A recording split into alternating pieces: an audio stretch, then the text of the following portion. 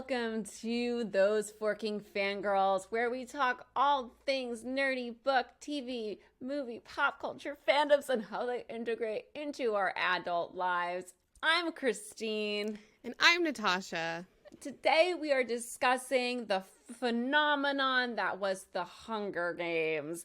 And we're going to be digging into the question, is the Hunger Games the best dystopian trilogy of our time? If it isn't, what is? And I'm so excited that we have a special guest today.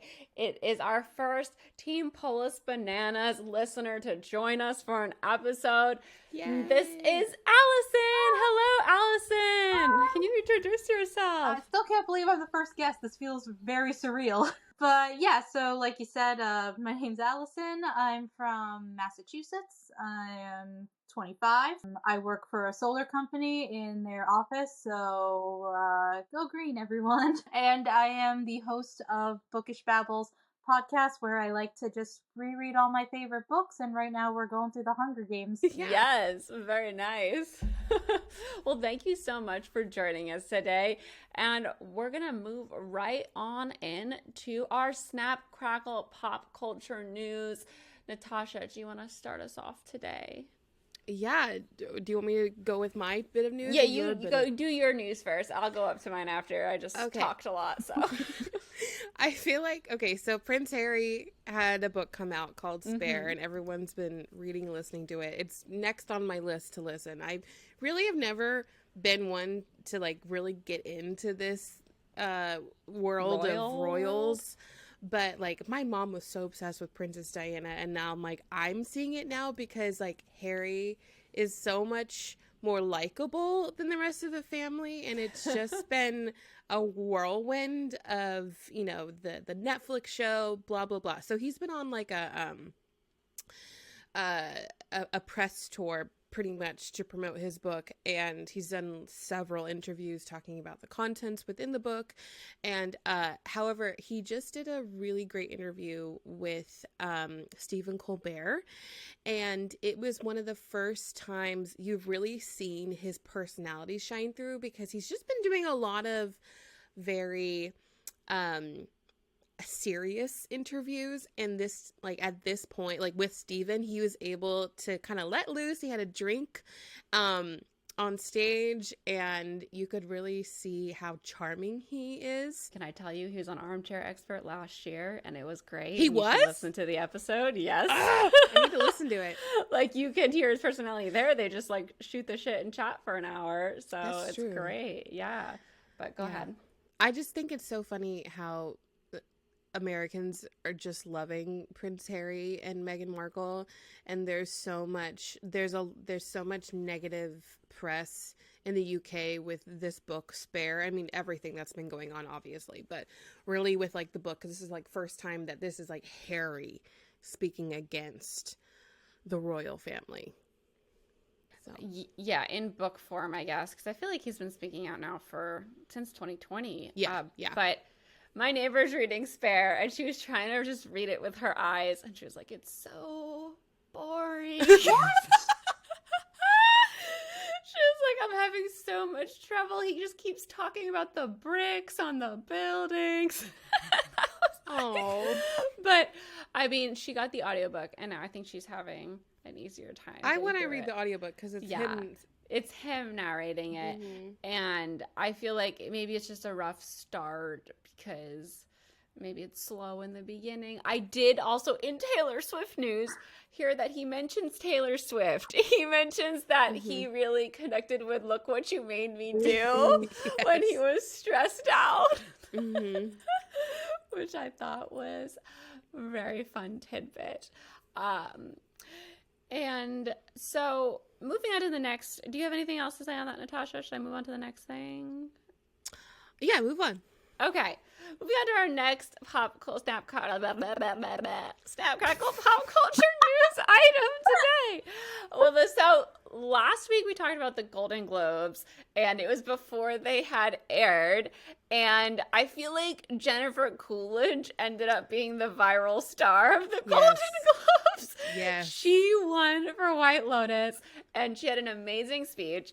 And Mike White won for White Lotus, and he was so drunk and had such a great little speech. And he was like, you all passed on the show. Yeah, I see all of you out there. I know you passed on the show. And it's really gratifying to be up here accepting the award. Oh, that was just great.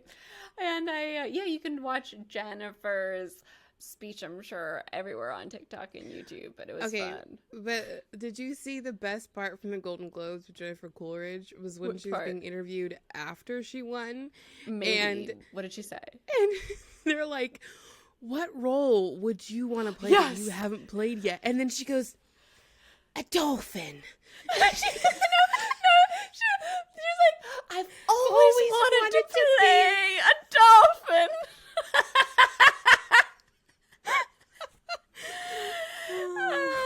She's great because she walks that line of like, is she serious or is she being funny? And you just never know, and it's the best. I know. Her delivery is so fantastic.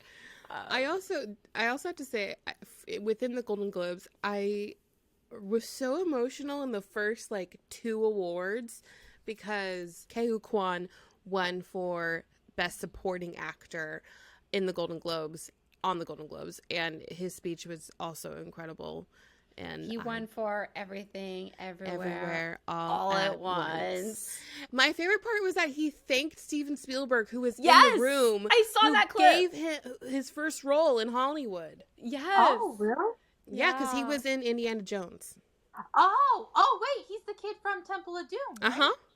Oh! That's so cool. And then Michelle won for Everything, Everywhere, All at Once as well, you said. Yeah, her speech was kick-ass. Yes. I mean, she was amazing in Everything, Everywhere, All at Once. The movie was fantastic. The script was so layered and had so many amazing pop culture references that tickled my heart. So I'm so glad they won. And I hope they sweep at Oscars. I hope they do too. Yes. All right. Last news today. What have you got for us here? One of the creators of Phineas and Ferb announced on his TikTok that Phineas and Ferb, they're getting 40 more episodes. Wow, that's a lot of episodes. I know! Wait, so Phineas and Ferb, is it over? Because I missed that age of cartoons. That's okay.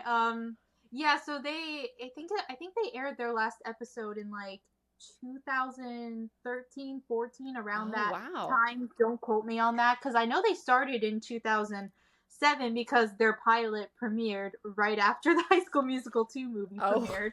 Because I remember sitting down to watch High School Musical 2, and I was like, yeah, and then I kept the TV on. I'm like, ooh, what's this thing? And I recognized Ashley Tisdale's voice as Candace, so I stuck around for that. And then I was hooked because it's a fantastic show, and it's amazing that we get more episodes, and I believe most of the cast is coming back. Don't quote me on that. I don't know who's coming back and who isn't, but I know a lot of them were tagged in his TikTok post. Nice. That's exciting for all the Phineas and Ferb fans. I know a lot of people love that show, so very cool. We're going to move on to What Right Now, but before we do, we want to take a quick second to thank everyone listening for supporting the show. You can support the show for free by following us on your favorite podcast app or subscribing on YouTube if you watch the visual version at youtube.com/@those4kingfangirls. And we want to take a special second to thank our new patrons this week, because if you would like, you can also support us on Patreon. The link is in the description. We have a lot of fun perks. And we want to say thank you to Bird and Katarina for pledging this week. Thank you so much. We appreciate everyone's support. If you want to support the show for free, you can go over to your podcast app and rate us there or leave us a review. We appreciate everything so much. We just started this podcast recently, so all the support goes really, really far. Like sharing, commenting, interacting, it means a lot to us. So thank you. Yeah, and then obviously we have Allison on the show. Yes. So we're starting to plan out our listeners every month of the year, and we're so excited to bring on one of our Pools Banana tier patrons on the guest each month. So if you're a Pools Bananas patron and you're interested in being a guest on the show, just make sure you fill out the form that says guest on the show. Yeah, if you aren't clear on that, our patron has different tiers, and if you're on the tier team Polis Bananas, that is one of the perks, is that you get to fill out the form if you want to be a guest on the show.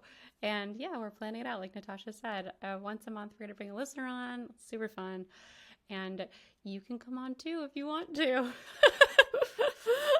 Just make sure you fill out the form, or else we won't know how to organize it. All right, moving on to what right now? Natasha, what are you reading right now? I'm reading Chain of Gold by Cassandra Clare. I was so hesitant to get back into the Shadowhunter world for some unknown reason in my mind. I hadn't read anything. I never really finished Lady Midnight after we wrapped up the first Shadowhunters, City of Bones, and this I love. I am so happy to be back in this world, and it's follows the children of Will and Tessa, and it's like set in the early 1900s. Obviously, the third book's coming out, and I know everyone probably has already read it, but I'm excited to be in the world. Yes, it is wonderful. I mean, I'm obsessed with everything Shadowhunters, and I'm so happy Natasha's finally reading Chain of Gold, so I can talk about those things with her. I am rereading Ninth House right now because the second book came out, and I didn't realize that it had come out. And it's out? Yes! I'm just nodding along, and I'm like, wait, what? Yes, I love Ninth House so much. It is rated R, and it has a lot of triggers, so look at the trigger warnings before you read it. But it is a very dark, thrillery story about the secret societies at Yale, and our lead character is brought in to those societies because she can see dead people. So they deal with really creepy magic stuff, and it's really cool. And so I'm reading it now, and it is so good all over again. I'm so excited to be able to jump right into Hellbent, knowing everything again, because there's a lot to remember, all these different secret societies, and I didn't want to be like, what is this again, when I go into it. Yeah. I feel like I need to reread it as well. Did you audiobook it, or did you read it with your eyes? So I did the audiobook. It's so good. It's really good. It's so good. And I'm doing the audiobook again.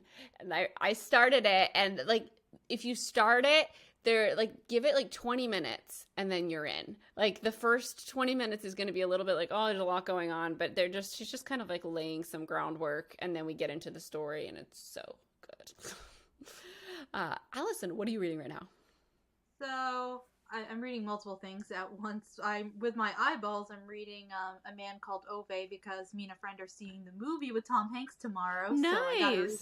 Cool. And I'm listening to Chain of Gold right now because I want to reread the book for Chain of Thorns.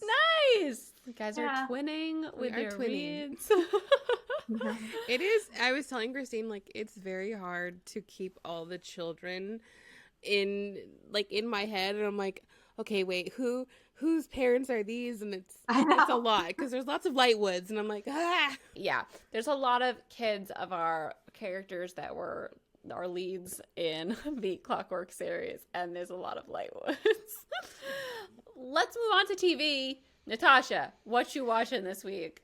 Well, like Christine, last week I watched Emily in Paris, and it was so cute. It was so good. It was just a good show to put on and not really think about the world. I put it on when we were in our heavy rainstorm era in California. So it was nice to drown everything else out. And I love Emily in Paris. It's so cute. I love it. Nice. What are you watching, Allison? So I'm really bad at watching stuff, but I am in the middle of Andor right now. Though it's been a few days since I watched it. So good. I'm 4 or 5 episodes in. I can't remember, but I am enjoying it so far. I've just been busy because I've had stuff I needed to get done. Yeah, that adult life. I watched Chelsea Handler's new special, Revolution, and I've never watched any Chelsea Handler comedy before. And for the most part, it was very, very funny. There was a few jokes that I was like, but like very few and far in between in comparison to what I was expecting from Chelsea Handler, because I don't know, I've always gotten the impression that she's very mean funny. And the whole first like 40 minutes, I was just hysterical. So Oh my it was gosh. very good. And yeah, so that was really fun. And then I'm just going to move right on to movies. So we keep rolling here. And then I watched I Love My Dad on Hulu. Have you guys heard of this? No. Mm-mm. All right. So the writer and director is James Morrisoni, who plays the coach from Sex Lives of College Girls. In the first season, he is having sex with one of the Oh, freshmen. yeah. Yes. Okay, well, I mean, obviously that was in the show.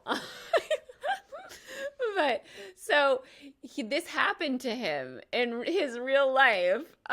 His dad, because he wasn't talking to him, his dad created a fake Facebook account, like with a girl's picture, so that he could talk to him. And then he started talking to her, and like they got into a fake relationship. Like he catfished Ew. his son by accident. Yes. And it was done really well. Like the directing was really fun. And it really portrayed like a catfishing, how you imagine it when you're talking to someone online, and then you would see the point of view of like what his dad is going through with it. And he's depressed. His dad is really afraid to stop talking to him because he just wanted to use the Facebook to like look at his pictures and stuff on Facebook. But of course he was dumb and doesn't have any friends. Since he's recovering, his dad is afraid to mess up his recovery by telling him that he's not real, but because he just made the Facebook to look at his son's Facebook because his son has blocked him, and it's just a whole mess. Oh my gosh. It was a lot of fun though. It ended up being like, I mean, it was fun, but also like, there's some fam drama going on. What were you watching this week, Natasha? I watched The Fabelmans. Oh, that's nominated for stuff. Yeah, I had to pay like $20 to, rent it. How was it? It was really good. Okay, the mom is insatiable and so like otherworldly. I don't know. She's very interesting character. So what is The Fabelmans about? What's like the one-liner there? It's about a young boy and his love of cinema. Oh, nice. Okay. That makes Yeah. me want to watch it more. Yeah, Alex and I really enjoyed it. It was one of a movie that I actually got to like sit through and watched all the way through. I mean, it's directed by Steven Spielberg. It's really good. And it's really like down to earth. And I loved it. Aw. It was so fun to see how, someone from the 50s and who grew up in the 60s and 70s learned how to put movies together. And it's like what we are doing now, but with our computers. But he had to like literally like cut film and then paste it together. And it's so cool to see like how like technology has changed and how like there's so much more access to that kind of form of art now. That's really cool. Yeah, I mean, I remember because I went to film school, so all our film teachers would tell us about how like they would edit in like with scissors and like glue things together, and so very cool. I'm excited to watch it. I had no idea that's what it was about. Allison, wrap us up here with the movies. What did you watch this week? All I've been wanting to watch is Howl's Moving Castle, so that's what I've been doing. Nice. Is that a movie? Yeah. Have you never seen it? No. So It was originally a book, but Studio Okay. Ghibli made a movie out of it, and hot take, I think the movie's better. Nice. And it's gorgeous, and it has one of the best, like, fictional love stories I've ever seen in any movie. It's Aw. a Studio Ghibli film. Okay. Yeah. Yeah, actually, I think our friend Kaden has told us about. Oh or yes, told she's me dressed about up that. as. Yeah, she's cosplayed, so that's where I've heard of it. Okay. Yeah, me and a friend were talking the other day for Halloween, because both of us are just in the mood to watch Howl's Moving Castle. Shout out to Sarah, who's guest starred several times on my show. Hi, Sarah. We were talking about dressing up as Howl and Sophie for Halloween. Nice. Yeah. Nice. All right, I think we're going to move on into our main discussion because we've got a lot to dig into today. Is The Hunger Games the best dystopian trilogy of our time? Now, Natasha looks like she has pulled a definition of what dystopia is. Is this your new thing? Webster's Dictionary defines dystopia. Just to give people, because I'm like, what is... Alex and I had a big discussion about this last night. So I'm like, I need to look up what exactly dystopia is so I know how to categorize these movies. Okay. So this is from Google. What is dystopia? Dystopia, futuristic, imagined universe in which oppressive societal controls and the illusion of a perfect society are maintained through corporate, bureaucratic, technological, moral, and totalitarian control. So if not, what is the question that we're going to pose as well. So I'll kick us off here because I feel like at the moment, it is definitely the most prolific dystopian of our time. There have been other series that I think rival it in terms of the scope of how good the writing is and the overall story. And for me, the only trilogy that has rivaled it is the Scythe trilogy by Neil Shusterman. If you have not read it, it is good. So good. Have we all read all 3 books? Have you guys Yes. read? Okay, yes. So it's so good. And it feels more like a utopian society, but as Natasha just told us in the definition, it's the illusion of a perfect society. And then that society starts to fall the hell apart. But they have kind of different ways of approaching the very chilling themes that come along with a dystopian society. So they're very different. And Scythe, it works off of the premise that no one dies. We've cured death. Like, you can rewind yourself to 21 whenever you want. Like, you can age, and then you can be like, I want to turn a corner and like look like I'm 21 again. And people just go through multiple family spans. Like, they'll have kids, get old, like start over, do it again. So family doesn't mean as much. Nothing starts to mean as much. And because nobody dies, people are hired as scythes whose job it is to kill a certain amount of people per year. And that's just like the accepted way. That's how people die. You get chosen by a scythe and you're murdered. So good times. Natasha, how do you feel on this? Yeah, so I think in terms of books, I think what also rivals it would be Red Rising, the Red Rising trilogy. Allison, have you read Red Rising? I have not. So it's written by Pierce Brown, and it was like one of my favorite trilogies back in the booktube days, and I think like it's still one of my favorite books of all time, the second book.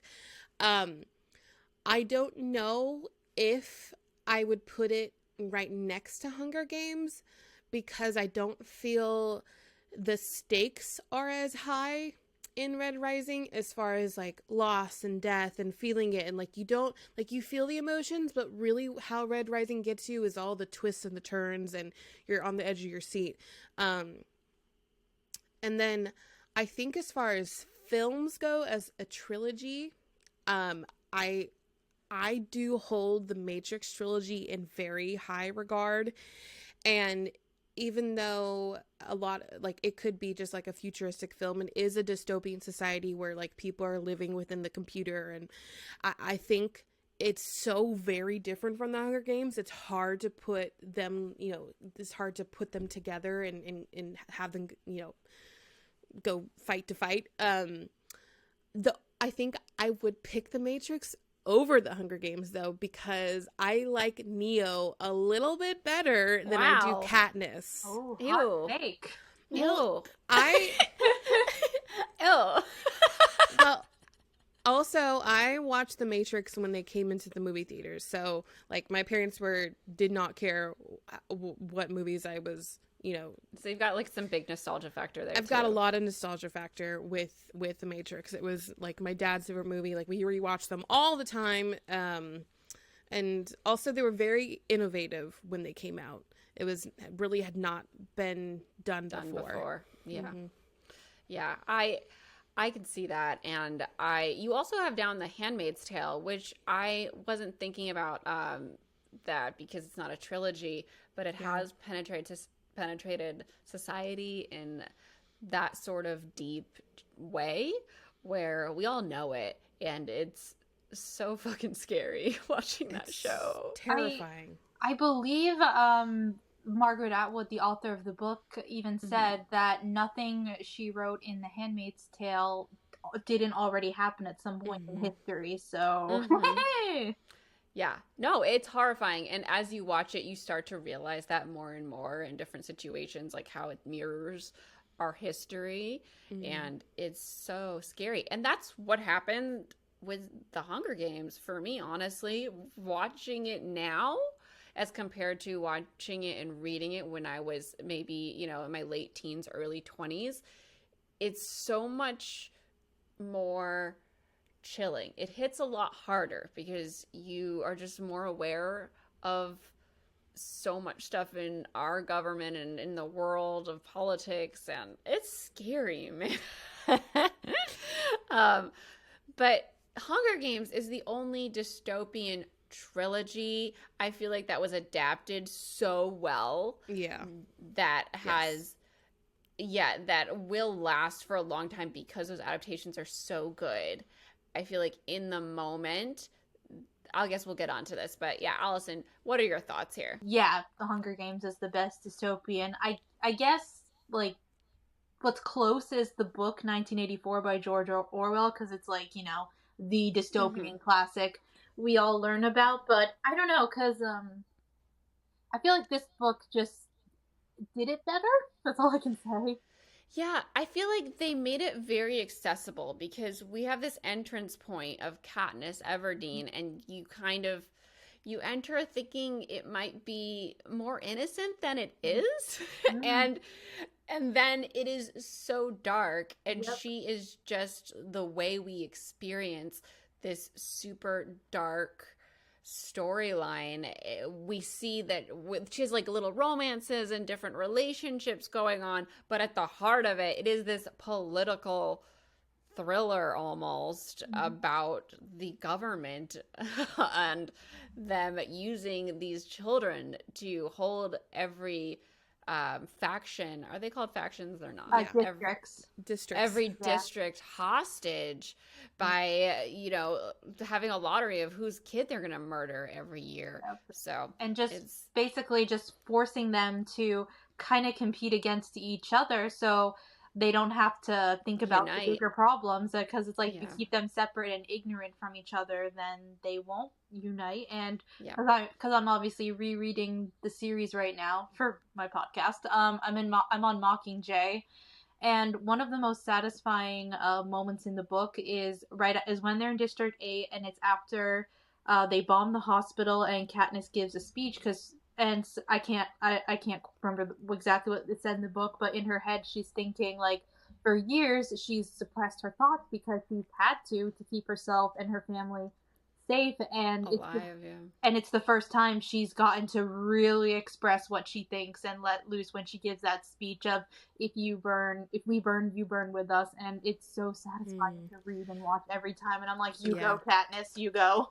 Yeah, that moment in the movie was also done really well. I remember getting the chills when she's like, if we burn, you burn with us. I just got the chills now, remember? I did too. I'm like tearing up thinking about that moment in the movie.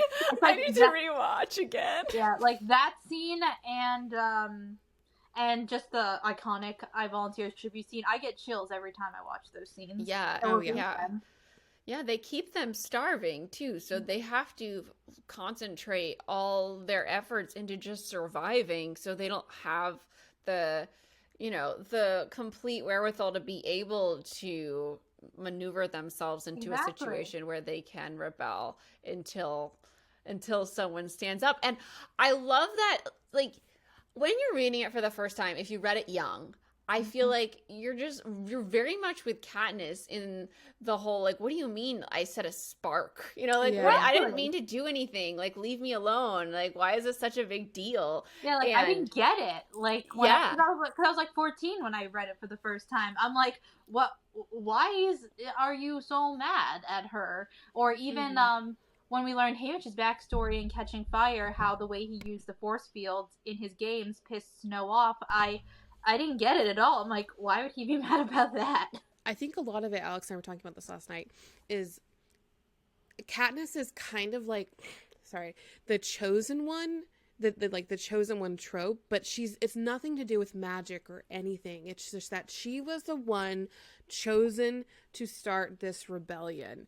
And it's a very practical way to see how someone who literally doesn't want it doesn't matter if they have the abilities, because usually we're rooting for those people who are like, you have the abilities, like, you're the one who's supposed to start this and end this, but she's just this girl and she's just trying to survive. And I don't think I really picked that up when I was reading it. It's just the way that the world works for her, that she has to be the one.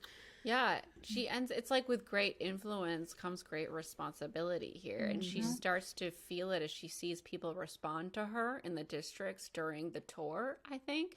When she speaks, they listen. And she has this power to unite the districts against the capital. And she realizes, like, the weight that's on her shoulders. So even if this is really hard, she has to go along with it. And I think all along the way she tries to be like, oh, I don't want to do this anymore, but she knows she has to anyway, because there's no getting out of it.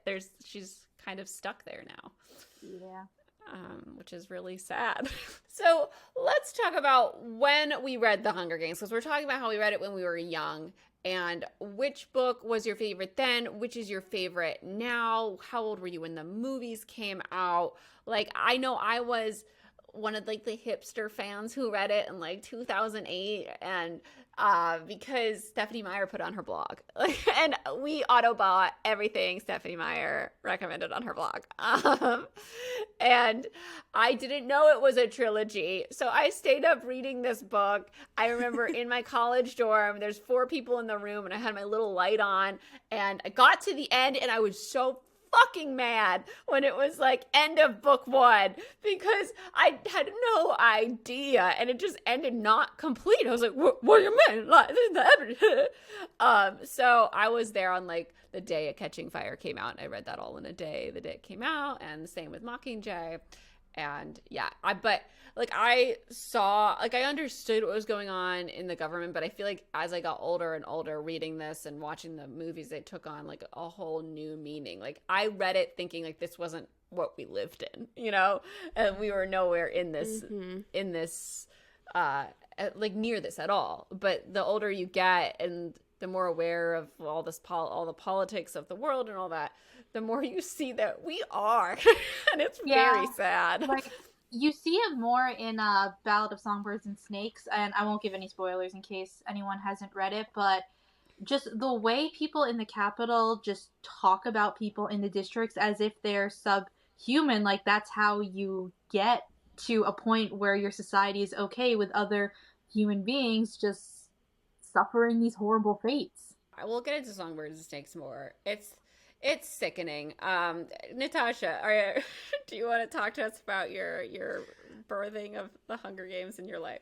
Yeah, I feel like mine was birthed out of the fear of missing out, because I had already missed out on Twilight. It had already sailed on to the horizon when I hopped on that train or boat, whatever. And I remember like being in dance class and talking about Twilight to someone, and it was like 2008, 2009. And then she's like, "Oh, you should read The Hunger Games." I'm like, "What? What's The Hunger Games?" And she was like, "It's coming out like the movies." I'm like, "There's a movie? What?" So I read it because I'm like, I have to be on this train. I have to be like, I don't want to miss it again. Yep. And then I thought like I was gonna latch onto it as if it was like another Twilight, and then I read it. I was like, oh, this is not Twilight. Too dark for another Twilight.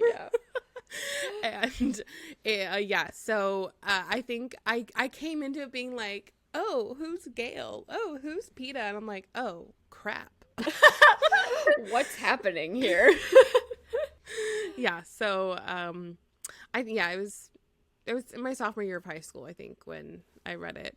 And then I read Hunger Games first, and then I think I waited a while to read Catching Fire. Like, I wasn't like, oh, I need to read the next one. And then I read Catching Fire when I think Mockingjay came out in 2011. And I sat there and I read the whole book in like one day, and I finished it, and I was like, Mom, we're going to Borders. Allison, what about you? When did you start reading it? So I was in 8th grade when I read it for the first time, and I had one of the best English teachers, 8th grade. Shout out to Mr. Andre. And I remember like once a semester or something, he would take us down to the library and just recommend books to us during our class time, because he just wanted to instill a love of reading in all of us. And he recommended. That's really great. Yep, and he recommended The Hunger Games, and 14-year-old me who was consistently rereading like Percy Jackson, Harry Potter, Twilight. I was like, he told me the concept, and I'm like, that sounds horrible. I'm never gonna read it. Flash forward 10 years later, and I have a whole podcast episodes dedicated to it, but whatever. And then I remember seeing the trailer for the movie, and with my friends, and we were like, hey, isn't that the book Mr. Andre told us about? And then for Christmas that year, my aunt gave me the box set of the whole trilogy. Nice. So then I just read through all of them, and it became my whole personality. And then my mom was like, hold on, you're reading what now? And I was explaining the concept, and she had to read it, and then she was getting into it. So it was a good time. Nice. Yeah. So what year was that? I was in 8th grade, so I think it was like 2011. I remember 2011, 2012, because I remember the movie was 2012. Yeah, so basically my 8th grade English teacher got all of us to read the book, and so we were all going to see the movie. So it became like all of us in his 8th grade English class, we were talking about the books and the movies. Nice. That's so cool. Yeah. I mean, I don't think I had any books throughout my English classes career that were like mainstream cool quote books. Oh no, I was excited about. Yeah, this wasn't part of our curriculum. But even so, he recommended it. I know, that's so our cool. School board never would have approved of this. Yeah, Hunger Games. They like ban and challenge things all the time. Like right now, they're trying to ban like genderqueer and all these other books at school right now, and I am forever angry about it. Yeah, it's very frustrating. Mm-hmm. But all right, transferring to back around here. So the Hunger Games, like the hype for this series ended up kind of, it burned hard and fast, I feel like. Like in comparison. Yes, it caught fire.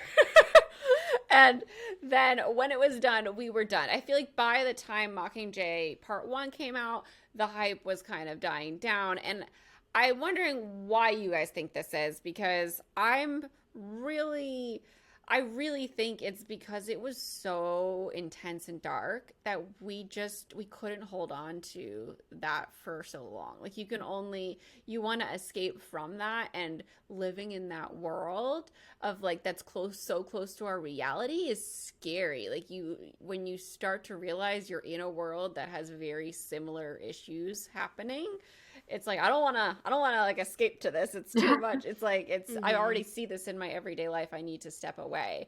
And that's why I think I even for Mockingjay Part 1 and 2. I don't think I was as excited. I was excited, but I remember coming out of those movies like, I don't know. Like, I don't want to watch that again. Yeah.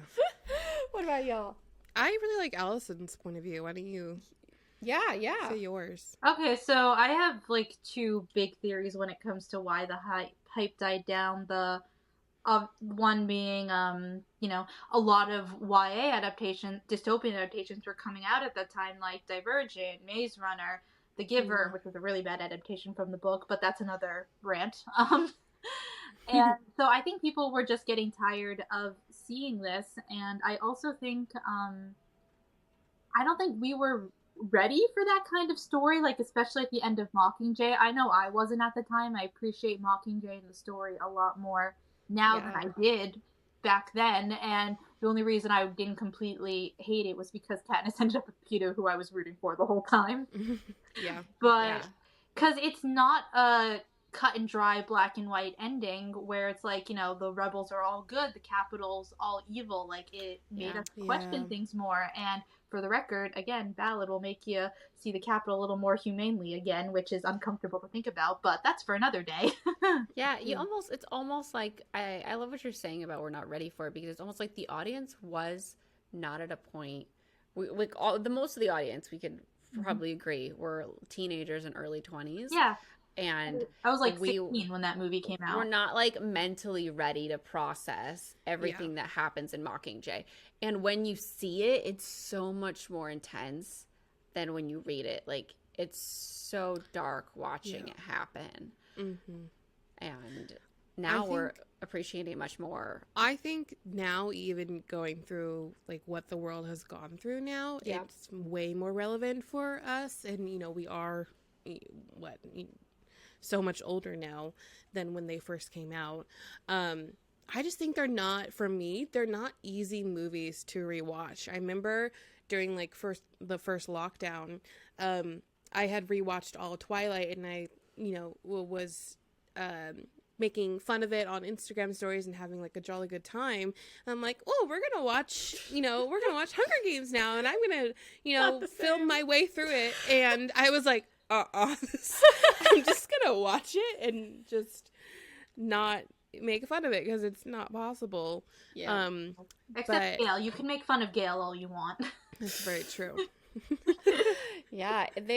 I remember I rewatched it like right before the quarantine, and I was blown away by how good they were, because I hadn't rewatched Mockingjay Part 1 and Part 2 in so long because they were so hard to watch. And they were so fucking good, and they go the dark places that you don't expect a quote YA to go. And I was constantly impressed by how much they didn't shy away from it. And the score is so good. I just cried my way through. Score is so good. Like, the music gets me every time. God damn it. Good. And the books go even harder because, you know, Hollywood had to not quite go there so they could keep that PG-13 rating. But yeah, if you don't have the scope to imagine, like when you're young, sometimes you don't have the scope to imagine how horrible the horribleness is, and then you reread it now, it's so much more intense. And everyone is suddenly so young, because when I was 14, and like, to me, 16-year-olds, I was like, yeah, Katniss is so wise and mature. You go, girl. Now I'm just like, you small child, sit down. Are you okay? I know. Like, it was like a thing at the time to be like, how would you survive in the Hunger Games? Like, what would your strategy to be? And like, thinking about that now, like, you're being thrown in a forest and told to kill all these kids. It's so incredibly dark. I think we have the ability to kind of make it feel like it's fantasy when we're that age, and then like, I don't know, the more like worn down you get by just like being a part of like the world news and stuff, the more horrifying it gets. Oh my gosh, Abby says, or people would put their districts in their Instagram bio in their Hogwarts house, and as like their Hogwarts house. Yes. And I mean, I did the same thing too. Like, the whole marketing of this movie, which I think we're gonna get into in the next question. But I remember there was like, like like people were literally put into different districts, and then there was a big competition. I remember I like applied to be, to do like the makeup for like a certain district, and that crazy. Yeah. Basically, you were acting like the capital. Yes. Well, yeah, that's the scary thing that you realize more and more with like time, that we are basically this not any better in so many different ways. Like our government is not much better. But what was I just gonna the district thing? I remember I was old enough to know, like, why the fuck are you dividing people into districts? Like, this is weird. Like, when everyone was putting their district in the thing, and it was like all these like young people reading the book, I was like, why? How are you even dividing yourself? Like, what is that? How do you pick your favorite district I know. when they're all impoverished? I know. Well, like, only like the first 3 are not impoverished, or the first 4. It's 1, 2, and 4 were the career districts in the book, so. Yeah. Yeah. I mean, like, I would try to figure out, like, what district would I be in if I was in this time because of where I lived. I remember being like, where's New Jersey? New Jersey was, like, off the map because the water had come up, like, the water levels from global warming.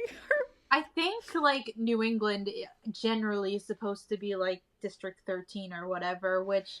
Yeah, and it was either District 12 or District 13 is what I figured out. District 12 is more like Pennsylvania. Pennsylvania. And I have family out in Pennsylvania, so I understand how close they are, so hence why 13 was able to rescue the refugees from 12 so well. And, I mean, it kind of makes sense. Suzanne did that on purpose, having 13 start the rebellion in New England, because, American Revolution and all that. Oh, yeah. Yes, yeah. Did not, I just thought that clicked right now.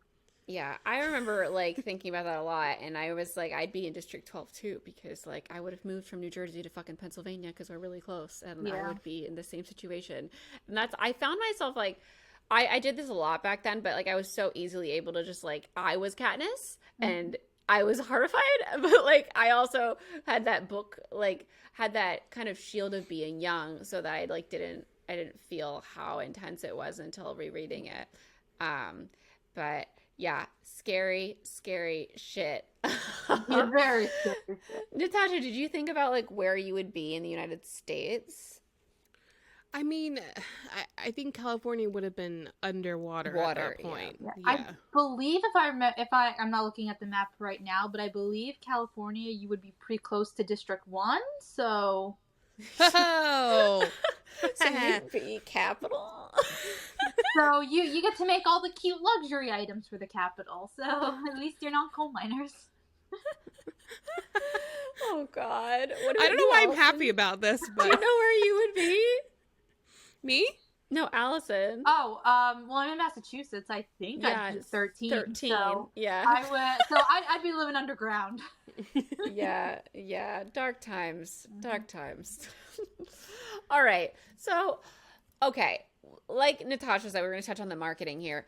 They wanted to market this movie like they marketed Twilight, because Twilight had this genius, like, Team Edward, Team Jacob that blew the hell up when Eclipse came out, and they used it for the movie, and it worked so well. Everyone loves to take sides. So they were like, Team Gale or Team PETA. And when they said that, I was, like, constantly being like, there's no fucking teams. There is no teams. What is this? But, of course, people who are not as familiar, like, read it with that in their head, like, who am I gonna latch on to? And, like you said, Natasha, I think you're like, you start reading it, you're like, what? Like, yeah, it was. What were your thoughts here? Well, like, I got into it, and because I was so focused on romance. That's always been my main focus when I read stuff, and it's very hard to convince myself to read something that doesn't have romance in it. Okay, yep. And that has stemmed from Twilight, and from Twilight, I jumped into the Hunger Games, and I was like, I just want another epic love story. And we got it with PETA, and I'm like, who the fuck is this Gale guy? Like, get him out of the picture. I was so annoyed by him the whole time. Yeah, I was like, there is no Team Gale. Like, he's just there for 5 seconds. What? Well, then I was annoyed when the casting came out, and I was like, what? Liam Hemsworth is playing Gale and Josh Hutcherson is playing PETA? No! Switch them! No. Do not come for Josh like that. Listen, I was not a mature girl at that point. I did not believe in the short kings, okay? Okay. I was into Short Kings before it was cool. Why? Because I ship Harry and Ginny so hard, and Daniel Bonnie is taller than Daniel Radcliffe, and oh yeah, and I also low-key had a crush on Josh Hutcherson because of the Bridge to Terabithia movie. So I was happy when he was cast as PETA. I really wanted the guy from Weeds. He's really cute. I think you would have liked him better, Natasha. probably. Adam Parrish or something? No, Adam Parrish is the Jumanji kid. He is the main character from Jumanji. Let me see, because I'm gonna wonder now. Okay, Hunter Parrish. His name was Hunter Parrish. I was close there. Yeah, I haven't thought about that. He was in a lot of fan castings. He was, and I was like real big into Weeds at the time, so I was like, yes, he's a perfect PETA, and then he wasn't PETA. Yeah. So sad. Yeah. I mean, Josh Hutcherson is such like he's so sweet cute. Little angel, and he was the perfect PETA. He's a cinnamon roll man. He is a cinnamon roll man. Yeah, I just listened to your most recent episode while I was on the treadmill this morning. I'm offended you guys didn't bring up PETA.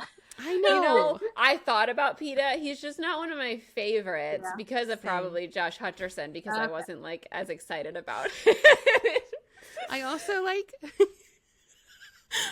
get the ick of like when he like painted himself and disguised himself. He's like, Katniss.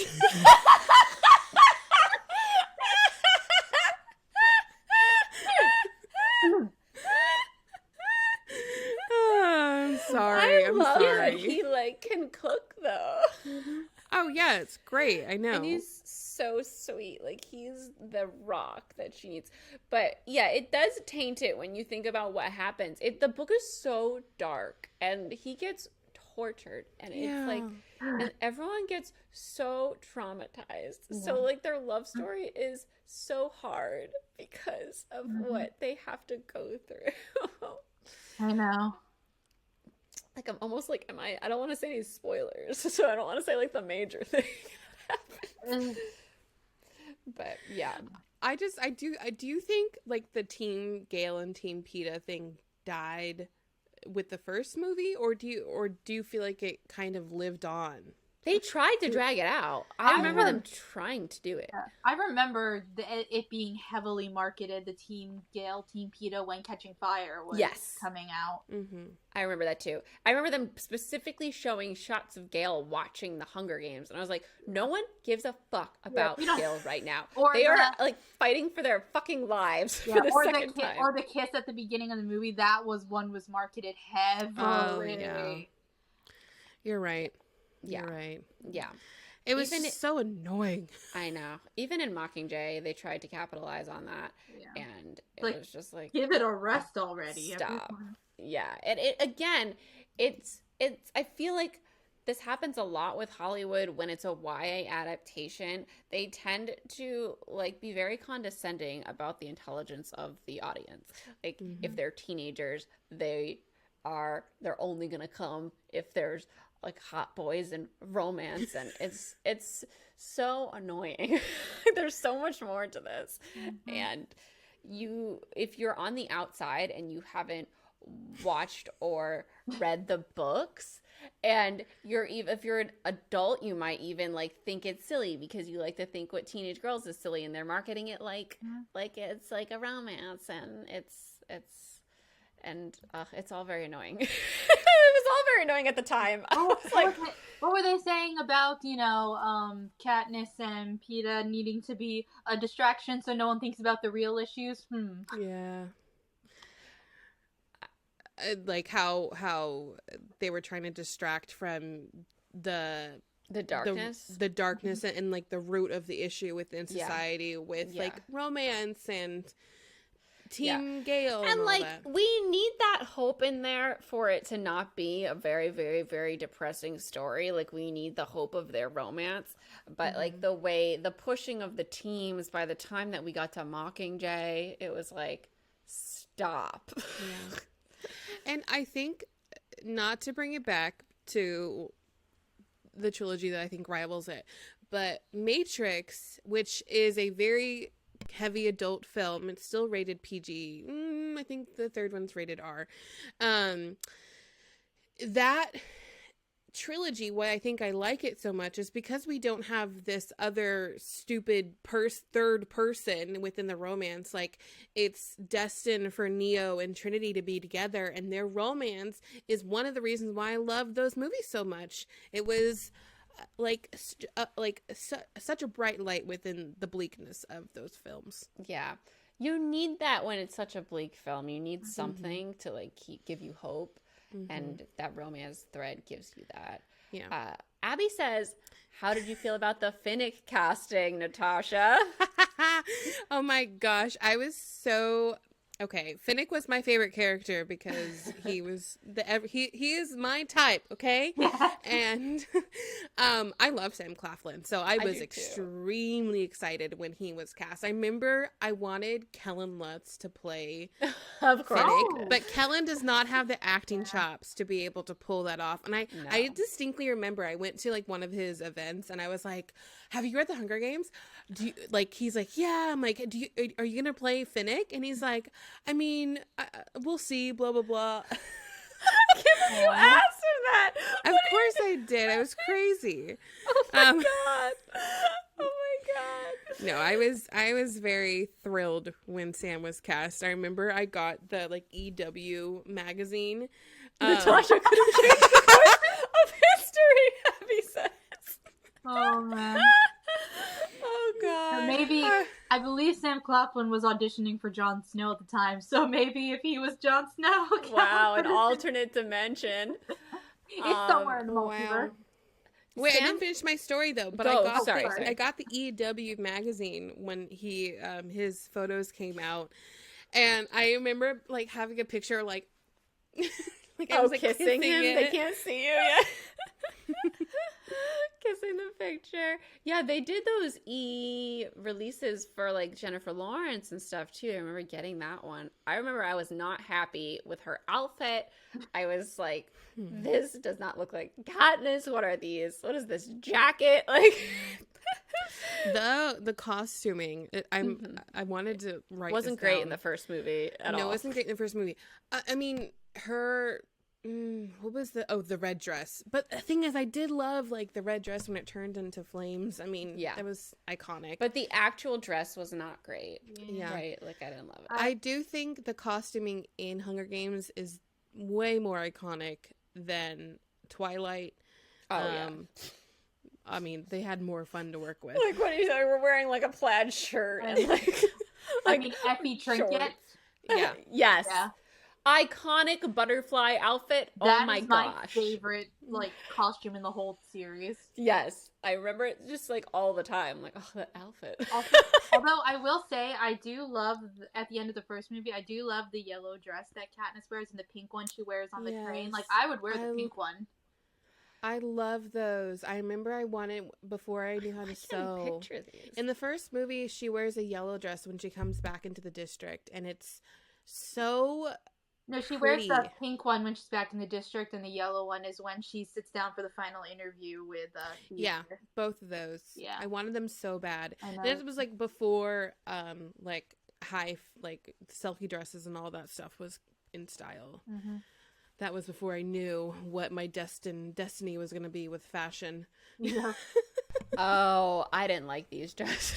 Oh, I love them. They're so They were too pretty. foofy for me, and I was like, why is she dressing like that? I know why she was. I know they wanted to make her look very innocent. Yeah. Well, this is why we're different. Yes, I love the red dress in comparison to that dress. Okay.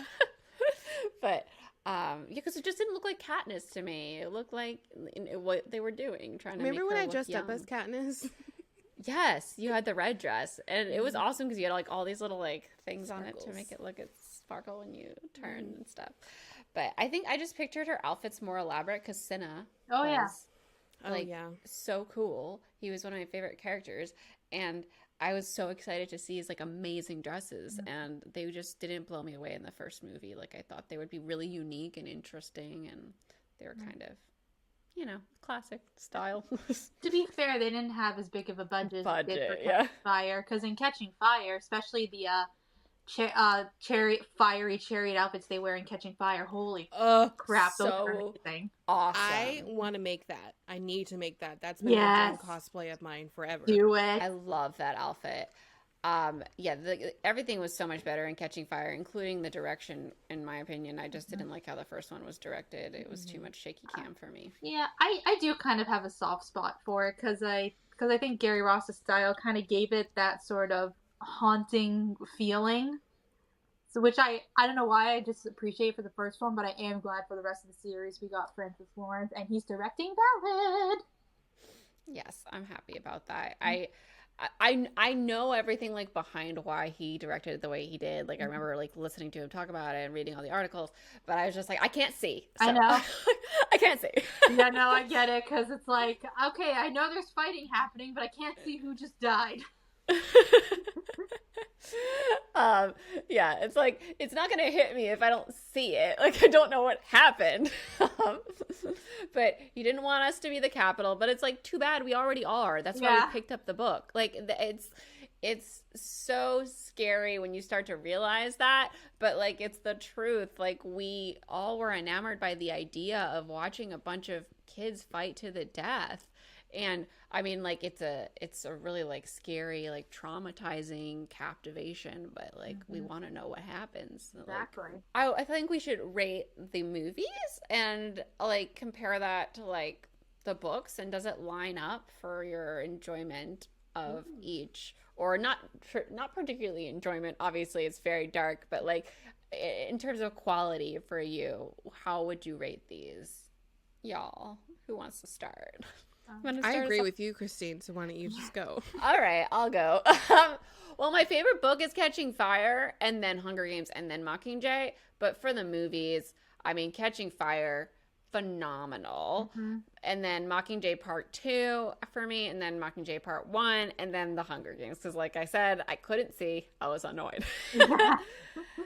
Allison, what about you? What do you think? So, again, for the films, Catching Fire, #1, because I feel like that's just everyone's answer. And then Mockingjay Part 1, I don't know why. I guess I just like seeing the behind the scenes of them making the propos. Plus the hanging tree song scene is amazing. Yes, it is. And then the Hunger Games, because again, I have such a soft spot for that movie, because I also had an amazing experience seeing it with my friends. And then Mockingjay Part 2, because it makes me the saddest. I got the chills when you like even mentioned the hanging tree scene. I'm even trying to make a music video cover of me singing the hanging tree. So look out for that in my YouTube channel, guys. But Are you coming to the tree? But for the books, the ranking's a little different. My favorite book is actually the first Hunger Games book.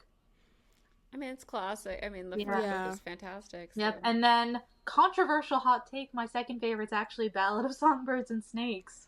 Oh, gosh. I know, this is an unpopular opinion, but I think part of it is because Lucy Gray, the main girl from District 12 in that book, she's my favorite character in the whole series now. Interesting. Like, I want to dress up like her when I go see the movie. Nice. And then Catching Fire, then Mockingjay again, because Mockingjay makes me the saddest. It is really, really sad. Yeah. Natasha, how do you rank the books? I rank them like probably Catching Fire, Hunger Games, and Mockingjay. All right. Yeah. All right. I feel like it's interesting now to like take a look back and think about what we learned when we were young from the Hunger Games trilogy, because I feel like a lot of this I didn't realize I was learning it. You know, that's the best type of learning, but it's like opening up your eyes through this story. I feel like I was opened up to so much about politics and corruption.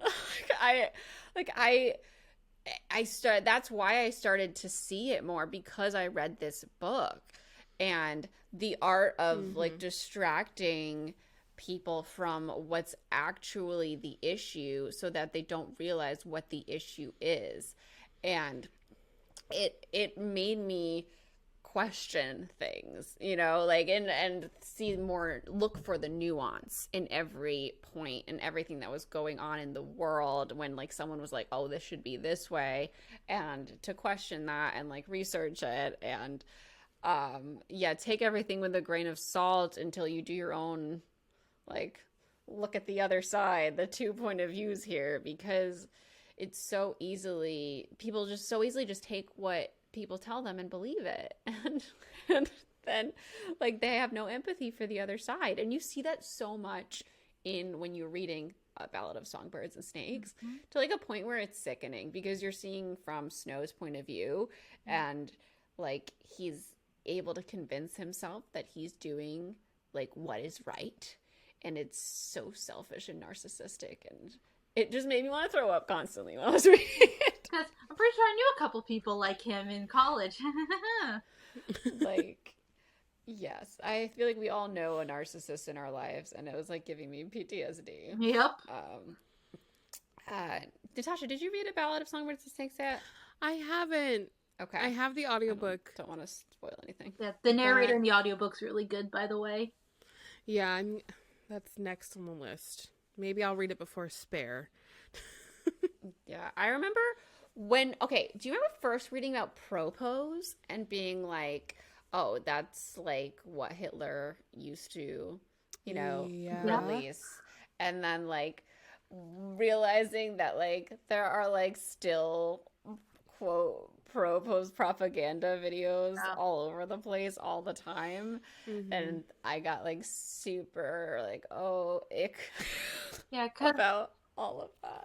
Yeah. Because I don't know about you guys, but when I, read the end of Catching Fire, and I got excited for the next book, because I was like, ooh, Katniss is going to be part of the revolution, and I pictured her, going to battle, like, fighting, like, woo, be a badass, like a superhero, but, like, the idea of, the propaganda and the propos are something I never thought about when it came to war or revolution, so that was really interesting to see a whole different side. It's like, oh, it's not just fighting. Okay. Yeah, it like basically taught us about like the very dark side of war and government at a very young age. Yeah. I definitely did not understand that when I was reading it, and much when I did my rewatch back in 2020, I was like, whoa. Yeah, wait a second. I know. It all just got way darker than I ever knew. And then I was always like, well, Katniss, come on, perform. Let's do this, girl. that is one of the funniest scenes, though. Where, it was funny in the movie. Just yelling from the booth, "You've just been in battle!" Sorry, you've just been in battle. I miss Philip Seymour Hoffman. He was such an amazing actor. Oh, yeah. Yeah. And that was his last movie. It was so sad. Natasha, do you want to talk about what you learned here? You have some stuff on here.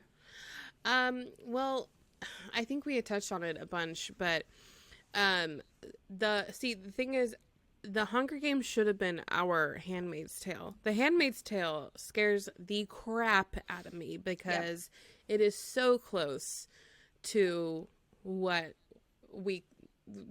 our society could be, especially with January 6th and all of that. And it was horrifying, having watched The Handmaid's Tale already. Like, yeah, and then seeing that go down. Yes. And I think it should have been more. It should have been scarier for us to read about kids killing kids, but yet I was just like, yeah, Katniss needs to survive, and thinking about her training, and then, getting the arrow into the suckling pig, and I mean, again, all chilling scenes to watch, but I didn't get it. It just did not, it didn't scare me like Handmaid's Tale did. And I think You watched that much older though too. Mm-hmm. And you just have to watch it when you're older. Yeah, I mean, also, I mean, you have like these teenagers as your vessels in Hunger Games. Handmaid's Tale is scarier in a few ways, like for a woman, you know. I mean, especially like it kind of hits even more home because you're a woman. You can see this happening to you so easily, and it's so scary. Like so much terrible stuff happens within like. I don't like the first 3 episodes of The Handmaid's Tale. I was like, I don't know if I can keep watching this.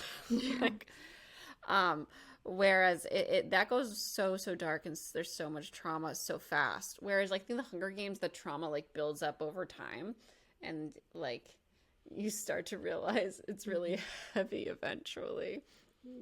I also I realized I wrote this down. I also learned that I learned to love the nice guy over the more handsome choice. Oh, that's what the Hunger Games taught us. That's what the Hunger Games taught us. Okay, children? Peeta was the antidote we needed after Edward. Yes. I was always Team Peeta. I was like, why is Gale here? Go away. My mom joked, because, you know, she had a crush on, like, every Hemsworth. She joked that in the book she's Team Peeta, but in the movie she's Team Gale. Oh my gosh, yeah. It's so sad. Josh is so cute. Although you guys heard about the the drama going on with Miley Cyrus, right? And Liam Hemsworth. Oh yeah, no, Liam is not husband material. Yeah, That's apparently damn not. Sure. No, I didn't hear like any details. We'll get into that. Yeah, Let's do that next episode. Yeah. All right, Allison, do you want to talk about what you picked up on when you were younger? Yeah, so what we learned. So I didn't necessarily learn this when I read the series for the first time. It's something I've kind of discovering this year rereading the books. And I've talked a lot about on Bookish Babbles. Is like an underrated theme in the books that don't really get touched on in the movies is the importance of art, self-expression, and music, especially in Ballad, because Lucy Gray's a singer. So that's probably another reason why I like her so much, because I'm more similar to her than Katniss, because I was the theater music geek in high school as well as the book critter. Did you all read the Matched trilogy? Because that was really the primary focus of Matched. You really hit you hard. I read the first book and the second book. I never finished it though. Yeah, I mean, you don't have to finish it. Yeah. The first book was the only one that you really like. You get that impression and it hits you really hard. And then reading Scythe was just so devastating to realize, like, without pain and without hardship, like, there is no good art, and art doesn't mean anything to you, and you don't feel it like we feel it. So these artists from, like, our time are just, like, they don't understand, like, what they were depicting, because they don't have the same hardships, because there isn't suffering in that way. And it was just, and there's no empathy because of that. People start to lose their empathy. Like when you see vampires who are super old and like don't care about anything because they don't die, like that's what's happening to everyone. And it's so sad. Art is so important for us to like understand other people's journeys and struggles and have empathy and care about others. So it's so sad. No, and it's not, and again, this aspect isn't really touched on at the end of Mockingjay, but I remember, like, after Katniss does a thing and she is arrested for a bit before she gets sent back home, she's in a really deep bad depression, and when she was growing up, her father used to sing all the time, and she hasn't really sung since he died. And then part of her healing journey at the end of Mockingjay is when she's kind of in this isolation for a bit, is she starts singing again, and she starts remembering all these old songs, and it kind of helps heal and reawaken her spirit again. And it's really beautiful because music does do that, as you know, we all saw in season 4 of Stranger Things with the Running Up That Hill scene, which was my most listened to song last year, by the way. Yeah, I think it was it was on my list too for the top 10 most listened. But I felt like, I mean, even during the pandemic, there was like a stretch of time that I stopped listening to music, and I didn't realize how much it was affecting me until I started listening again. And it was just like so much lighter, and it's so important in so many different ways. And same thing, same thing with Katniss. I went a while without playing my instruments or even singing, and then recently I started doing it again, building up my vocal muscles again. And this morning in the shower, I was just singing songs and hitting notes I haven't hit in a while. I'm like, oh my god, this feels amazing. Yeah. There's like that. this serotonin that comes with that. It's so beautiful, and especially good in the shower. Yes. So, okay, this is just a question I wanted to ask y'all, because I remember going into Barnes & Noble, like, before Catching Fire was about to come out, and there was a stand that was, like, children's books, and it was full of The Hunger Games. And I was like, what the fuck is The Hunger Games doing on a children's book? No. That is YA. It's YA. It was so weird. And it was labeled as children's on Amazon, because I specifically remember ranting about it. Like, why is this not YA? Like, it is a 16-year-old girl going into a thing where all kids are killing each other. I don't understand. Yeah, I don't know what that was about. Maybe because Suzanne Collins previously had written a children's series, right. I think. Yeah, she had a middle grade series before. Yeah, and I could only imagine that's why. But if it's just like a big mistake. I can imagine like a well-meaning like aunt or relative giving their like younger relative, like cousin, niece, nephew, or whatever, The Hunger Games, and they're like 10 and they read it, and then their parent finds out and they yell at the relative. They're like, but it was at the children's section at the bookstore. Yeah, it clearly said children's. Yeah. All right, let's move on here to touch on a couple of the rival Hunger Games series and kind of what were your impressions of those, because they were all coming out at the same time. I think one of the best ones was the Legend trilogy by Marie Lu. I enjoyed that one. It was very good. And I think the last book suffered from, like, we were all very burnt out from Dystopian. It was really good, but we were like, I can't take this anymore. Yeah, I barely remember what happened in that trilogy other than I enjoyed it and I think someone's brother died. Yeah. I don't really remember what happens. I think I was most intrigued by like the romance, as I do. They did have a great romance, June and Day. Mm-hmm. But I remember, because I was a little older probably, and I was fascinated by the divide between, like, half of the country was under militant control and the other half was called the colonies. And it was completely controlled by corporations. And I mean, and then the more I thought about how, like, I don't know, how all these conglomerates own so much and have so much power, and it's so scary. What could happen if this world happened? Like, both sides were bad. Like, there was no good place to live in that world. But the characters were very compelling, and that's really what takes you through that series. Then we had The Maze Runner, which I did not like The Maze Runner. I did not like The Maze Runner. What did you guys think?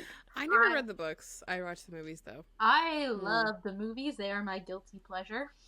But the books, I can't stand the books. I hated Thomas, the main character in the book. By book 3, I wanted him to die, but no, my 2 favorite characters had to die, because apparently I can't have nice things.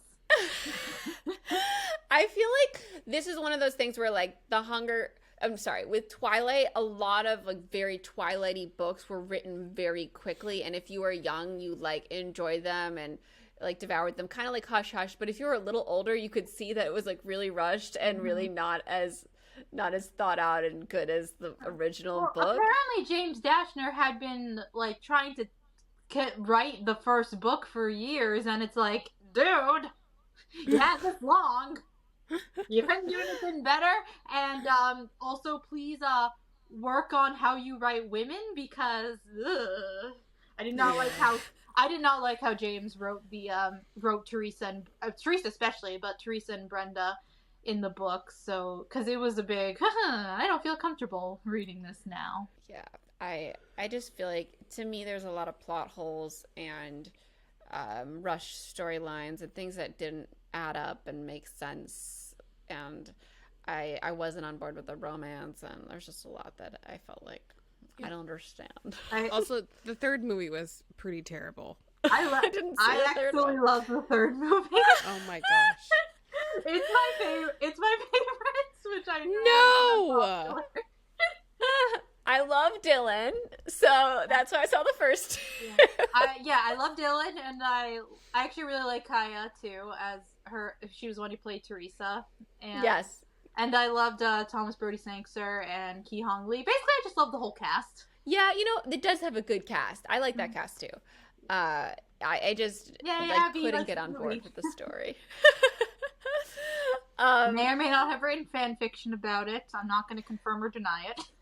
Then we have Divergent, which was so good. I was obsessed with Divergent and Insurgent, and Allegiant was like a phenomenon because we had never read something like that. I feel like a lot of us youths read that and had never read something where we go through such trauma. Mm-hmm. Christine, I watched your Books That Made Me Cry video at the time, so I know. Nice. Yeah. I just will never forget being at like that dining room table reading, and I couldn't breathe because I was like crying so hard, and I had to get up and get a drink of water because I couldn't sit there. I was dying. Too sad. I feel like, though, I've cried harder in books. But I think I was up at like 5 a.m. reading that third book. What's it called again? Allegiant. Wow. What's it called again? It's like a staple reference in life. Oh my god.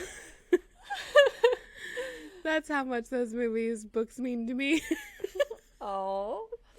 I loved them, and I loved doing the book talks for them. I feel like Divergent was like the first book talk where I like was as into it as I started to get. Like, I was so excited about that book and so excited to talk about it, and it was the first one that really went a little viral for me at the time.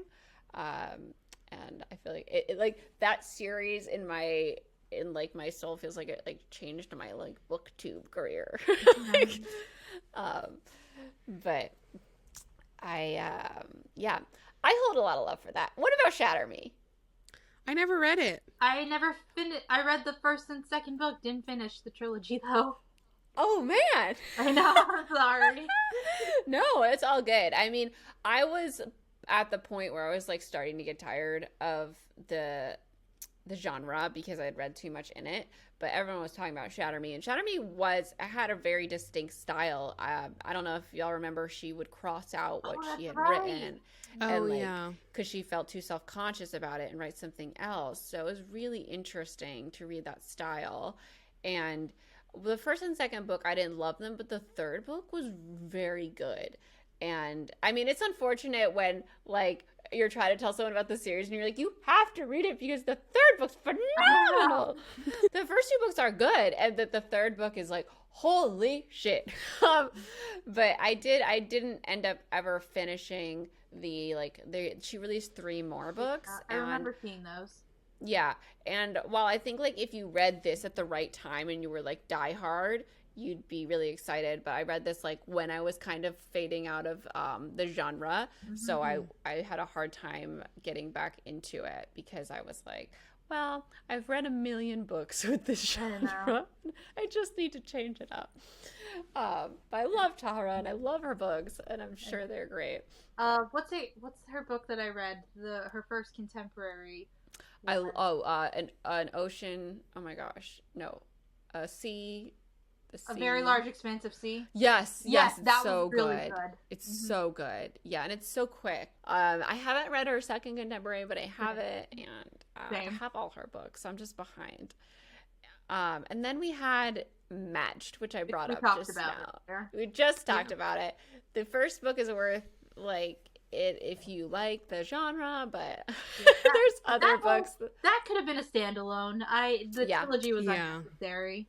Going back to Divergent for 1 second, when I read Allegiant and the thing was happening, I remember my mom was running around because she was like running late for an appointment or something. She couldn't find her keys, and she's yelling like, "Allie, help me find my keys!" Da, da, da, da. And I'm already on the couch crying like, "Okay."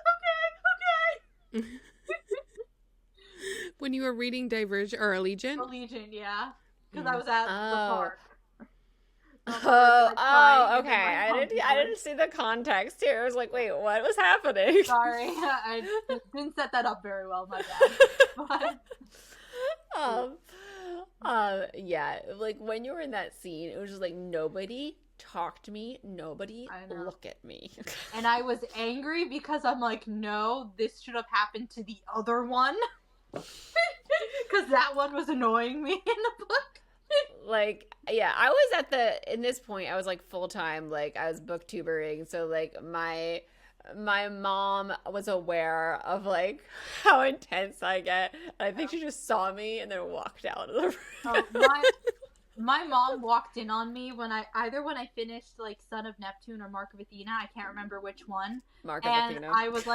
I was inconsolable, and she's like, "Oh my god, what's wrong?" Because she heard me like scream or something, and I hold up the book, and she's like, "Oh, never mind," and walked away. It was Mark of Athena, I think. One of the two. Likely Mark of Athena, but I also remember being like screaming at the end of Son of Neptune because I'm like, no, give me a few more chapters. But like, Mark of Athena. I know. I don't want to say. Natasha has to read these. So, Carl, I think Abby touched on this in the chat. What currently like harkens back to the Hunger Games for you, and I think the most obvious one is Squid Games. And did y'all watch Squid Games? It was so good. I've never seen it. Wait. Neither of you watched it? It was like Alex watched it, and I was just like not in the mood to watch something like that. And I've tried to start it on my own, but I haven't yet. Oh wow, I think you'll really like it if you just give it like a second. But wow. Yeah, it's the same sort of like overarching feeling, but it's different than the Hunger Games. Like these people have all lost or they need money, or they've gambled away their money, and there's a pot to win, and everyone's taking bets on like who will make it, because you can die doing all the challenges that they make you do. But it is so intense, and the characters are so good. So like you're really invested in these people who are playing the game, and you have so much empathy for what they're going through. But yeah, it is intense if you're like if you're not ready for like an intense thing to watch. But like that tug of war, I will never forget watching the tug of war scene. You guys don't know it. I know it from a TikTok. Oh, that's about it. TikTok. I was just like, I don't know. I was like yelling and like standing, and I couldn't watch it without like emoting out loud. It was very, very good. All right, let's wrap this up by talking about A Ballad of Songbirds and Snakes. So, for anyone who hasn't read it and doesn't know what it's about, we are seeing when Snow was around 16. 18. And 15? 18. 18. Okay, Snow was 18. Sorry, I read it in 2020. It's okay. I just reread it, and I've read it multiple times, so I'm that annoying book person who's like, this is what it said in the book. So he is around for the 10th Hunger Games, and he is basically like turns it into what we see the Hunger Games be today. And it is so sickening watching firstly what the Hunger Games used to be, and they make it more of a spectacle. You watch it happen throughout this book, and he is one of like the key people making these fucking suggestions, and it's disgusting. And he has like a relationship with someone in there, but he's a narcissist and can't have relationships. And oof. Yeah, I need to read it. Lucy Gray deserves better. Yeah. So there was a lot of controversy when this came out because people were saying that like it glorified the villain. In my opinion, it doesn't glorify anything. No. I mean maybe if you're reading this really young and you like don't have an understanding of what you're reading, I don't know, but it's to me it highlighted the thought process of someone who becomes a narcissist or is a narcissist. Like you realize like how they're justifying all of this to themselves, and it's so sad. And like, that is, go ahead. Like, if anything, the book made me hate him even more. And then when when I'm rereading the trilogy, and especially like in Catching Fire and Mockingjay when he's interacting with Katniss, I'm like, I know what you did. I know what you're thinking. Yeah, it gives you insight into the mindset of someone that's so privileged and how they get to the this thought process where they think that this is okay. And what's so interesting about the beginning of Ballad and then the beginning of Hunger Games is both Coriolanus and Katniss are in this place of being food insecure and constantly thinking about food. So starving, yeah, and it's so interesting to see that parallel. But obviously, because they're in such different circumstances, things work out differently. Because even before their books start, both have been through horrible trauma. Because Katniss already lost her father, nearly starved to death, has to take care of the family, and they just both end up as widely different people. Yeah, so to give everyone who hasn't read it a little more background here, so Snow, I believe, correct me if I'm wrong, have like the districts cut them off from food during the war. Yeah, so that's why they were starving. Yeah, that's why they were starving. But because the Snows at the time had a lot of like investments or whatever in District 13, and because 13 was destroyed after the war, the Snows are basically broke. So that's why. In that time during the 10th Hunger Games, even though the war's over, the Snows are still struggling, but trying to hide it, obviously, from everyone. Yeah, because they're a very wealthy, well-off family in the past, and now they've lost all their money, and they're trying to uphold the image of wealth, but they're scraping for food. Yep. So it's a very sad situation, and he had points where he was starving during the war, and we see flashbacks to that, and that, like, again, like that sort of trauma can send people in different directions, and one of them is the direction he goes in. Yep. Unfortunately. Unfortunately. Yeah. So there is a movie coming. What do we know about the movie? It's coming out this year. I'm so excited. The big one for me is that Rachel Zegler is cast as Lucy Gray. And Rachel Zegler is from West Side Story. And in the new Shazam, she's also playing Snow White in the new Disney animated film that's now live action. Yeah. I don't know much about the guy who's playing Snow. His name is Tom Blythe. He was in The Gilded Age, which I've seen. He's also from Billy the Kid. And then Hunter Schafer, who's from Euphoria, she was cast as Tigress. So Tigress is Cornelius, or President Snow, Cornelius's cousin.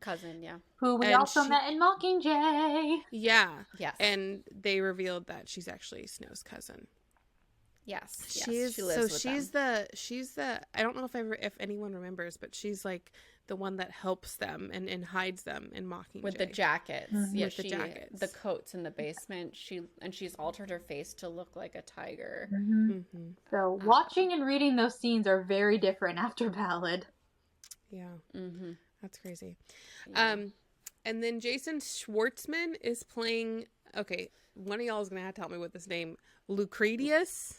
Oh, yeah, they've Flickerman? all got a lot of different names. Everyone calls him Lucretius. Everyone calls him Lucky in the book, so I don't know where they're pulling it from. Yeah, I don't even say Snow's name. It's like Coriolanus. I've never said it out loud. Coriolanus.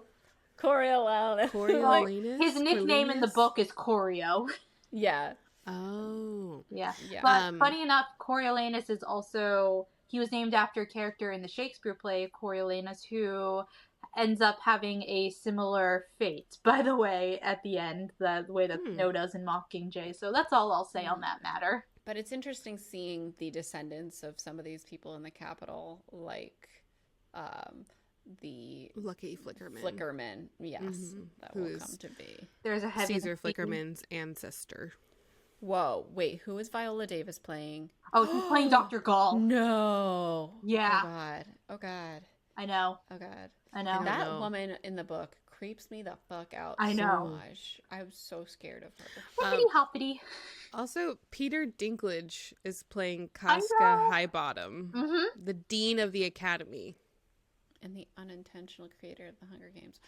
I like barely remember. I remember the name Highbottom. Yeah. No, he was basically like, he and Coriolanus basically had a Harry Snape dynamic where like Dean Highbottom hates Coriolanus because of stuff that happened between him and Corio's dad. So. And by the way, what's his name?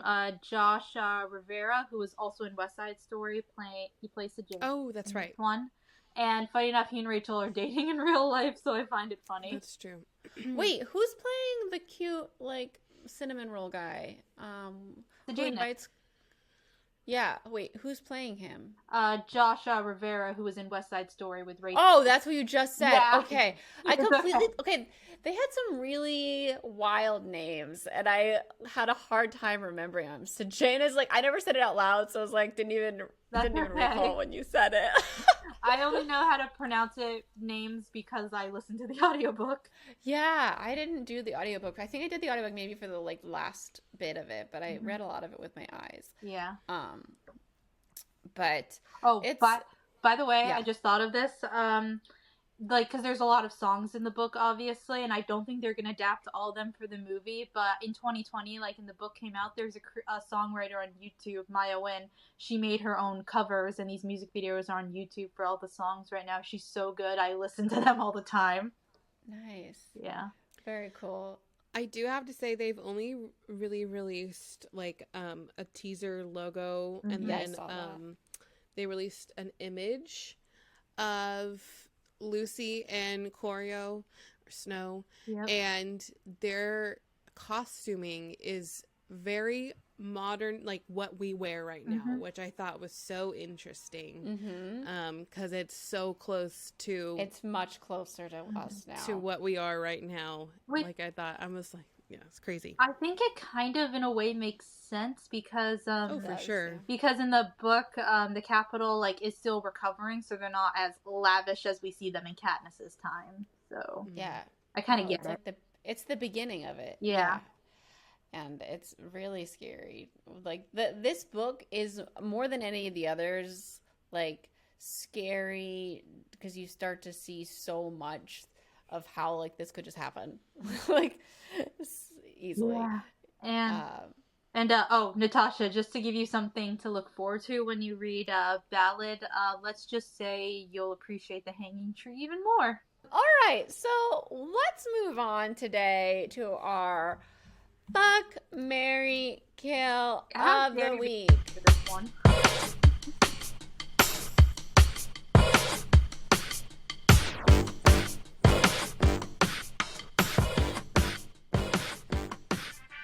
All right, Natasha, I think you put this together. You want to announce them here? I hate this. I really hate this. I hate this too. Why did you do this to us? Because I thought it would be interesting. All right, we have President Snow, we have President Coin, and Gale. Obviously gonna marry Gale because I am not marrying fucking Snow or fucking Coin. Like, I am going to push Snow off a cliff after I've speared him through the heart, and then Coin, I'm gonna like tap on the cheek and count that as a kiss. Yeah, I'm gonna marry Gale, and then I'm gonna kiss Coin with like a poisonous kiss, like I'm poison ivy. Oh, with that lipstick, yeah. Yeah. Oh yeah, and the lipstick from Game of Thrones. And Snow's gonna die. Yeah. Yeah, I think we all agree here. I mean, I'm gonna marry Gale. I don't, and I divorce him later or something.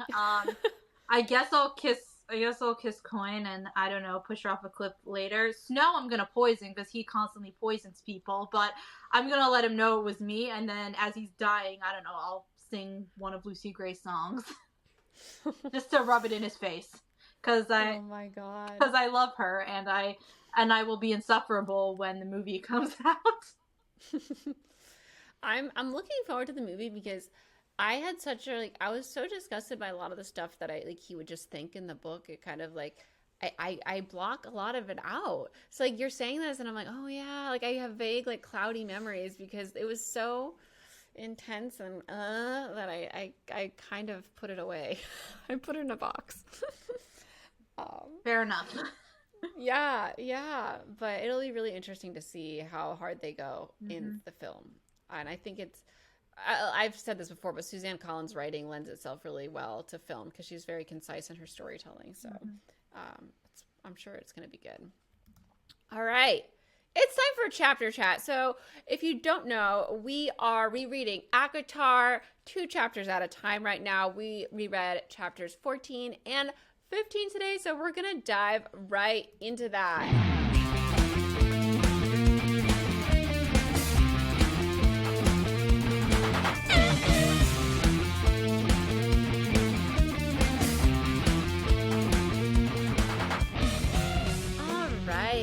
So last week we left off with Feyre asking Lucien how to catch a Suriel. And this week in chapter 14, she catches the Suriel and asks her 3 questions, which I think she really wasted some good potential questions. She for the first one, she's like, can I really never leave? Are you kidding? Have you not heard this enough times? Oh, and then for the second one, she's like, what do you know about Tamlin? Yeah, she learns he's a high lord, but the Suriel's you need to be more specific. I know a lot about Tamlin. Yeah, what do you want to know? Write me a book. And then the third one, I think she says, what's up with the blight, basically, what caused the blight. And there's too much to that backstory. Natasha, how did you feel about these questions? I mean, I thought they were stupid, and there's so many other things that she could ask. Yeah. And she's asking him, the same things over and over again. I remember, the first time reading this and being oh, we need to learn more, we need to learn more. And now I'm you're dumb. Nothing matters.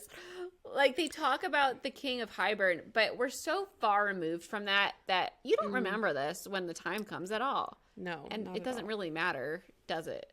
I don't know. No, and I'm also one of the the little bits of information that we get is that Tamlin is a high lord. Mm-hmm. Duh. And they talk about the courts and how they're not powerful, they are power, the high lords of each court, which is interesting way to word things. And it was also so the one interesting thing that I came out of this with that I wasn't clear on who it is when they were talking about Hybern and how someone betrayed him, one of his people. I think that's supposed to be Amarantha, right? Is it? Because isn't Amarantha on his... Is she trying to, overthrow him? I don't remember, but... I don't remember either! Because he said, I wrote it down. Where did I write it down? Hybern sent commanders into Perinthian for 100 years. 50 years ago, one commander deceived him. Oh, yeah. It's been 50 years under the mountain. Yeah. So I think it's Amarantha. All right, that makes sense. I just remember nothing about Amarantha because she turned out to be so irrelevant too. It was just I don't remember this book. But okay, so then the Suriel's someone's coming, let me go, and this pack of Naga come out. I don't know how you're picturing all these things, but it's kind of baffling to me that all of the fairies that we know are hot, practically human people with just pointy ears, and then these ones are leathery stick figures. why are they so different? And why are they evil? And everyone, like, all the families that look like humans are good. And like Glinda said, only bad witches are ugly. I'm like, what do the Naga want? Like, what is the point? What is their itinerary here? I don't know. They're just like wild animals. I wish they would explain it more, because there's so many like terrible beings in these books. And I mean, I was reading, what was I reading? Jennifer L. Armentrout's book, and she explained how like these types of like nymphs used to be like so beautiful, like the most beautiful creatures, and then because of like dark magic, they were like turned into these dark beings. And if you think about, Lord of the Rings, the orcs in Lord of the Rings used to be elves, and then because of dark magic, they were turned into the like ugly, despicable orcs. Wait, I'm remembering a scene from, is it Silver Flames? Is it? Yeah, it's in Silver Flames, where Nesta goes to this area of the world with Cassian to get one of the 3 items, and like this is where like all those evil beings I think came from or something. Yeah, I do remember that. I feel like we learned that, so maybe they've been escaping from there and migrating, because he keeps saying like, I can't believe they got on my lands. Like, where did they come from and how did they get here? We never find out really, but maybe we're gonna be learning more in Silver Flames. I feel like Silver Flames has really expanded the world in terms of like our understanding of the backstory of things. I really like the premise that Sarah has set up with these like items that I can't remember exactly what they do. I'd have to rewatch my book talk, but I remember really like loving the logic behind it, because I felt like I could get behind the history really easily and understand the backstory and why we need everything and all that. So that's really exciting. I think Sarah writes by the seat of her pants. So like everything starts to get more and more fleshed out the further in we get, and the more she knows. And it's just getting better and better the deeper we get into this world, which is the best part. Like, I love when things just start to get more and more fleshed out as you go, and you feel really good about it by Silver Flames. You're like, wow, this is so cool. I have such an understanding of the scope of this entire world. So very exciting. It's very exciting. And then not really much else happened except that Tamlin came to save the day. And we thought it was going to be Lucian, and she screamed. She's like, Lucian's going to be on his way, and then he's not. And I don't remember his excuse, but we'll find out in the next couple chapters. And like, I remember reading this the first time being like, yes, he's come to save the day. Something is going to happen. And I'm just like, ugh. It was very reminiscent of like the wolf scene in Beauty and the Beast, right? Yes. Yeah, very. Yeah, I feel like that's the parallel that was going on here. And he also heals her when he touches her face, because she's like bleeding from her. I don't even think I picked up on that. Yeah. And she cowers away from him like 3 times. She's all like, get away from me. He looks like a crazy monster. Everyone needs to remember that he still has his gold mask on. So like, here he comes to save the day in his fucking gold mask with his claws out. Like, how do you take any of this seriously? That is really funny. I keep forgetting about the mask, honestly. It just like pops off in my head because we see them out without it for so long afterward that I'm just like, what do you mean? Oh gosh. Okay. Well, these were, what do you rate this? Next chapter, interesting or awesome? I still think it's just next chapter. Interesting and next chapter. Yeah, I feel like interesting. Sorry, that's what I meant. feel like the Surreal one was interesting, and then the Tamlin chapter was like next chapter. Yeah. Yeah. Agree. Mm-hmm. Well, that is going to wrap our show today.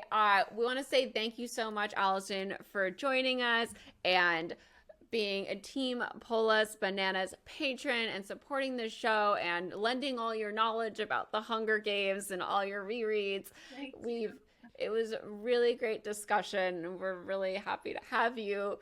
And we want to thank everyone who's listening and supporting the show in any way. And if you want to send any feedback, you can email us at thoseforkingfangirls@gmail.com. If you have anything to add to the discussion, please send us an email, leave us a comment. If you're on the YouTube version, the visual version of this, hit the like button.